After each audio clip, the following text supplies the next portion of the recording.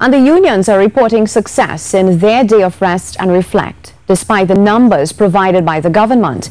Mr. Roget says the call has reopened discussions about the country's governance.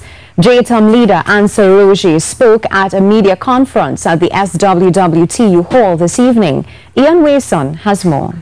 After thanking the workers for taking part in the Rest and Reflection Day today, Mr. Roget reported good success among his members.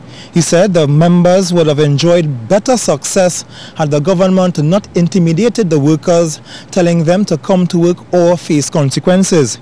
He says 90% of Petrochin workers stayed away from work, but the refinery was able to operate because they did so strategically. What does that prove?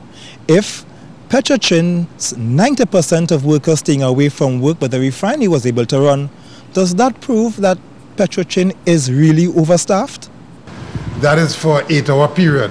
We have people going back out on shifts this evening. Petrochin is a 24-hour operation, and therefore for the specific period of the daylight shift, we ask that people rest and reflect. Petrochin cannot take a double shift with all of those workers out. It will shut down.